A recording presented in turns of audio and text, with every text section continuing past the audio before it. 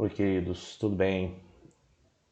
Dando continuidade aqui sobre a história do Irã, na nossa quinta aula sobre os Seleucidas, de 312 a mais ou menos 64 a.C. Eu acredito que esse período seja significativo na história iraniana, mesmo porque ali vemos que depois das campanhas de Alexandre o Grande você vai ter uma série de avanços, presença da cultura helênica incorporando e transmitindo outros conceitos, culturas locais, inclusive das regiões persas, regiões ali do Sistã, regiões também mais já lá da Báctria, do Cáucaso, e depois chegando na Síria e outros elementos, além do Egito ptolomaico e no mundo mediterrâneo. Eu acredito que um dos maiores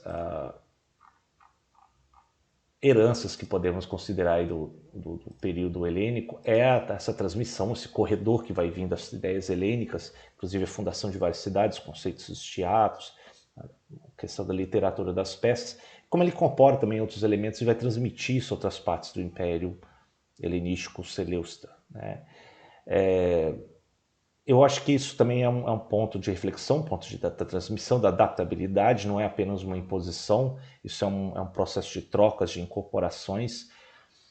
Também eles vão transmitir esses conceitos, inclusive muitos nossa nomenclatura sobre a questão dos persas, esse termo mesmo que sempre foi enfatizado pelos narradores e a tradição helênica, chega até nós, e nossa percepção, boa parte começa aí com os helênicos sobre os persas. E no período já final decadente de desintegração, você tem a ascensão dos assácidas, são povos partas ali, mais do norte, que combatem e ganham autonomia contra os bactrianos, né, que vai ser uma parte que vai desgarrar dos Seleucidas, e também vai ter uma série de batalhas contra os romanos.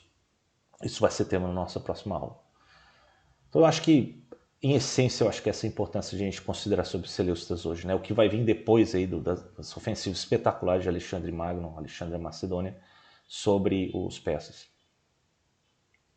Então eu trouxe aqui um retrato, você vê, né? De Héracles, esse aqui é Hércules, no Monte Beistun, em Kermanshah, o local que eu sempre falo sobre no Irã, a história do Irã, e aqui você vê um elemento já bastante evidente do universo cultural helênico presente aqui nas terras iranianas, né?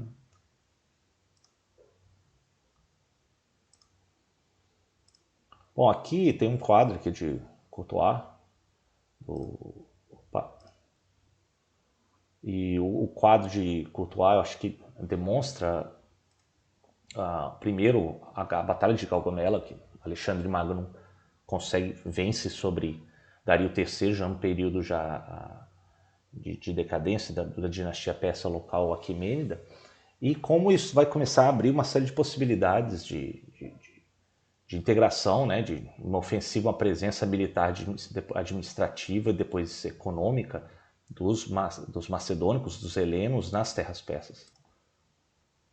Eu acredito que depois desses avanços haverá um espaço, depois que vai suceder, depois de Alexandre, depois de Babilônia, da partição da Babilônia, um dos seus generais, o Seleuco Nicator, ele vai conseguir conquistar boa parte dos territórios orientais e ali vai estabelecer como herança aí um grande edifício político, administrativo que os helênicos trazem, começam a implementar, incorporando conceitos locais, né, como por exemplo o conceito de ter governadores, espécie de governadores, são sátrapas e quase que praticamente soberanos nas suas províncias.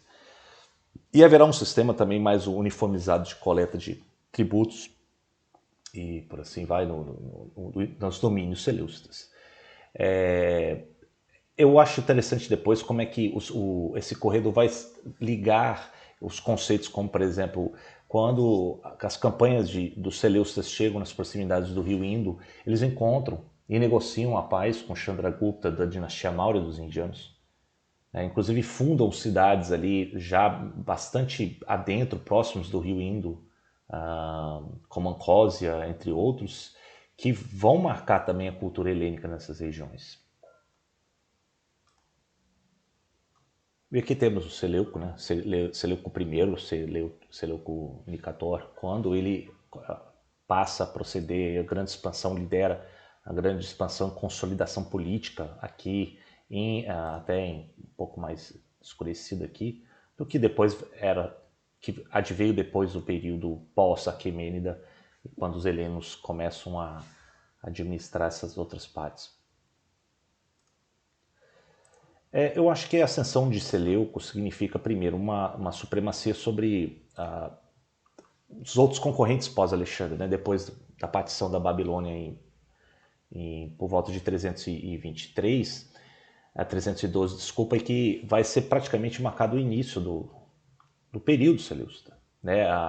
Você tem, claro, ameaças das fronteiras.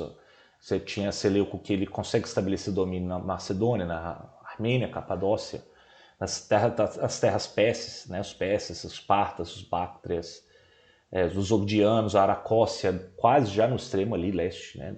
E outras cidades vizinhas que tinham sido subjugados ou viram as campanhas de Alexandre, até mesmo chegar para proximidades do rio Indo, e por assim vai. Seleuco chega, inclusive, à Índia, como eu disse, né? Inclusive assina um acordo com o Chandragupta Maurya, e aqui deixa eu só botar para o... Opa!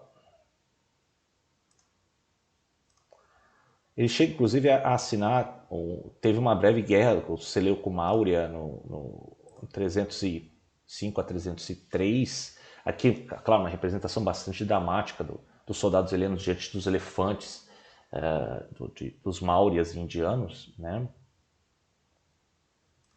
E foi assinado um acordo, né, inclusive dizem que o Chandragupta depois dá alguns elefantes de guerra, né, para os helênicos e por assim vai. E aí, depois dessa batalha, inclusive, é interessante, porque os helenos, depois eles mandam uma embaixada de Megasthenes, etc., e começam a interpretar os elementos do que estava da dinastia Maurya indiana, e começam a reinterpretar isso e levar depois para o mundo mediterrâneo, e por assim vai.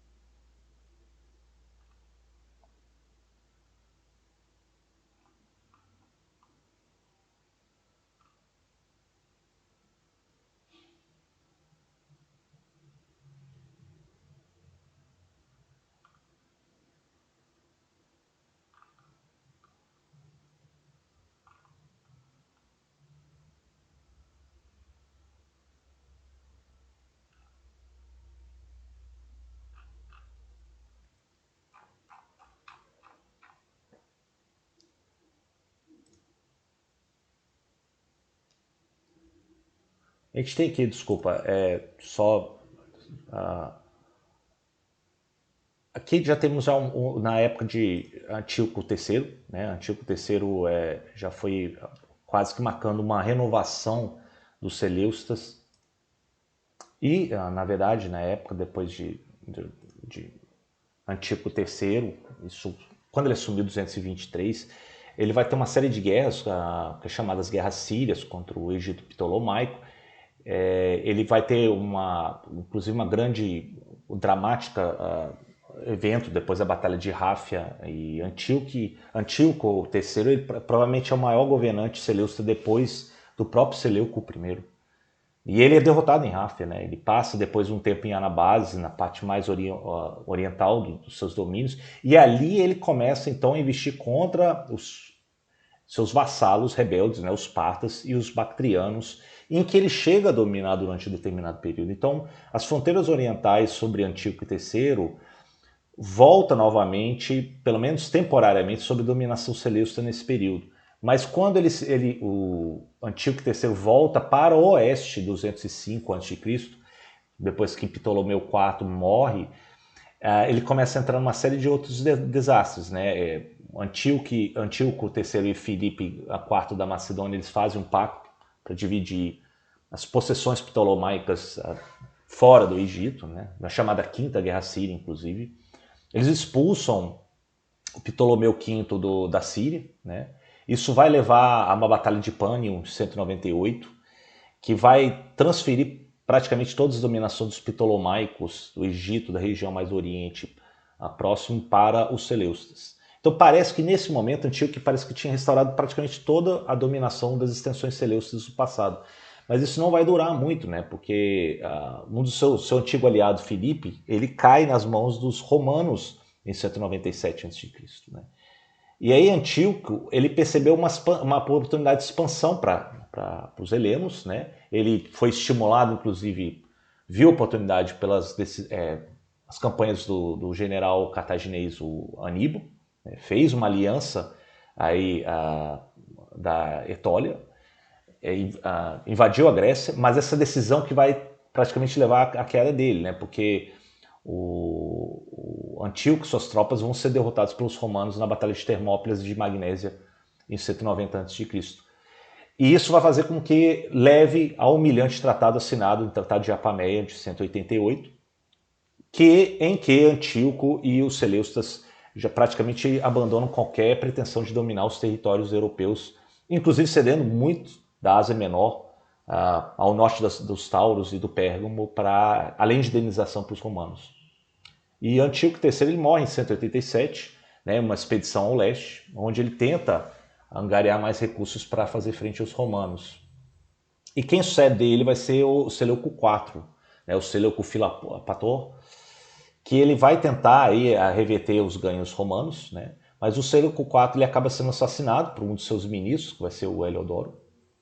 E um dos irmãos mais novos de Seleuco, o Antíoco IV, o Epifânio, assumindo o trono, ele vai tentar restaurar novamente o poderio seleucida, né, numa guerra, aí no caso contra o Egito.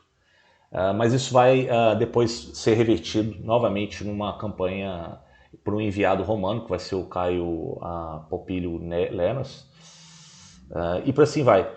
A última parte do reinado aí de Antíoco IV, e praticamente já vendo a desintegração do Império Seleucida, vai vir nas áreas orientais que já se tornaram praticamente incontroláveis, né?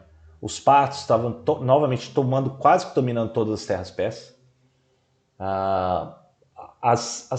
O governo dos seleucidas na Judéia já tinha provocado várias rebeliões armadas, inclusive da revolta dos Macabeus, em 167 a.C., que vai resultar praticamente no estado na região independente, né?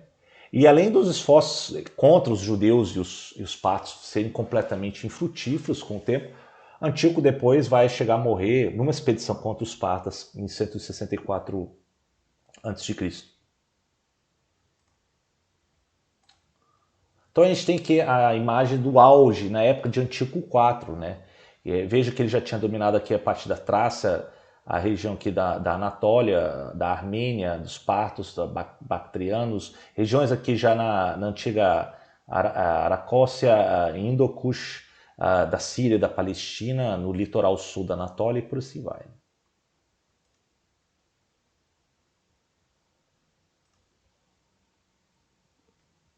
Bom, aí que eu chego aos partas.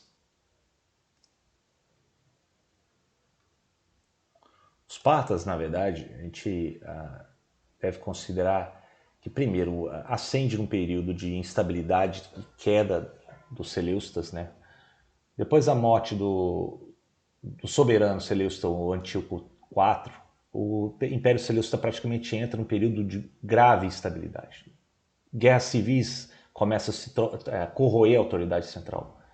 Né? O jovem filho do Antíoco IV Epifânio, o Antíoco V, ele vai ser derrotado, derrubado depois para o Seleuco IV, pelo filho de Seleuco IV, melhor dizendo, o Demétrio I Sóter, em 161.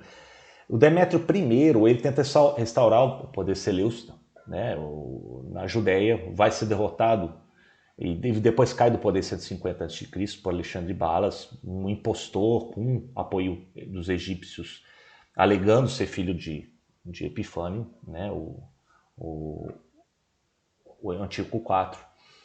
Alexandre Balas vai reinar até 145, vai ser derrubado por o filho de Demétrio I, o Demétrio II, em 1014, e Demétrio II mostra-se incapaz de controlar o reino dos Seleucidas. Né? Ele governava praticamente aí a Babilônia, a Síria Oriental, a partir de Damasco, os remanescentes, o que sobrou do domínio de Balas. Enquanto isso, a decadência das posses estava em ritmo acelerado, né? Por exemplo, em 143 a.C., os judeus já tinham estabelecido plenamente sua autonomia.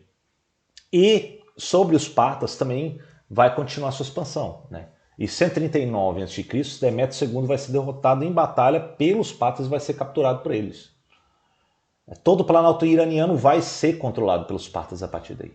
Né? E o irmão de Demétrio, o Antíoco VII, vai ser...